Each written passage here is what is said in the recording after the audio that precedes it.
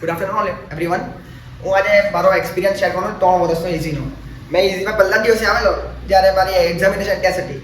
પછી સરે પૂછ્યું, ભાઈ ક્રિશા પટેલે કીધું કે જા તમને બોલાવે સર. તો મેં તો જાણે આખું ધૂજી ગયો કે આ સર બોલાવીને પૂછ્યા હું.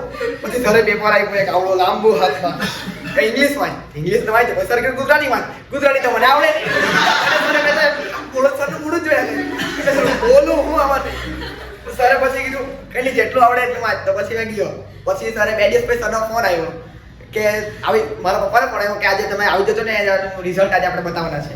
તો 50 માર્ક્સની ટેસ્ટ હતી, એમાં ખાલી 7 માર્ક્સ હતા મારા. મેથ્સ બધું રોંગ, પ્લસમાં આપણે પછાડી 0 અગાડી 0 મૂકવાના, એટલે મેં પછાડી 0 મૂકેલા. 10,000 નું મેં 10 કરોડ માં લાગ્યું અગાડી 0 મૂકવાની બદલે.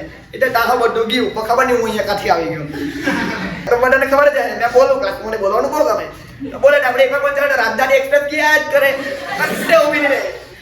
બોલે મને મેમ તો કે જાણે મેમ જાણે 2 વાક્ય 1947 માંથી બધા જીવતા છે. મેમનું 1947 હજુ પૈતું જ નથી. એમની બહુ મસ્ત એક વાક્ય છે કે જાઓ ચપ્પલ સાફ કરવા બેસી જાઓ. મને આ કરોડોમાં ડાયલોગ મેમે કીધેલો છે, એટલે તો મને બહુ ગમે. ને મેમ તો પનિશમેન્ટ આપી નીચે બેઠા આપણે ચૂપ નહીં રહેવાનું, બોલવાનું જ. કેમ કે આપણું બોલવા પર આપણું કોઈ કંટ્રોલ નથી. પણ આ આપણા મા સાહેબ કૃતિક રાતના 2 વાગે ફોન કરીને કહે હાલા સ્કૂલ એટલે ટ્યુશનમાં બોલવાનું બંધ કર, બીજાને ડિસ્ટર્બ થાય. મેં કીધું એટલે બોલવાનું તો મને થયા કરે, એટલે ડિસ્ટર્બ થયા કરે. આપણે હું પણ એ ભાઈ એકવાર સમજાવ્યું શાંતિ. સરના રિલેટિવ તો એટલા બધા કે આખું હોલ બોર્ડ એના રિલેટિવ જ છે. સરના એક્ઝામ્પલ તો કદી પૈતા જ નથી આજ લગી. પણ સર એસએસ બહુ મસ્ત ભણાવે, કેવી રીતે ભણાવવા મજા આવે.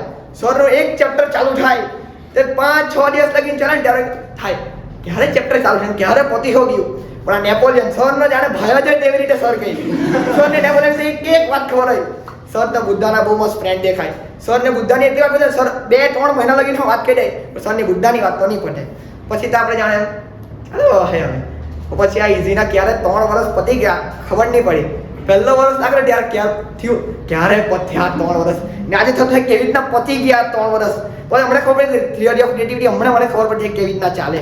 તો હું કહેવા કે મેં ઓરમાંથી ડાયમંડ બનાવતા ખાલી એક માઇનરને જ આવડે, ત્યાં સ્ટુડન્ટને એક ટોપર બનાવતા ખાલી ટીચરને જ આવડે. So thank you.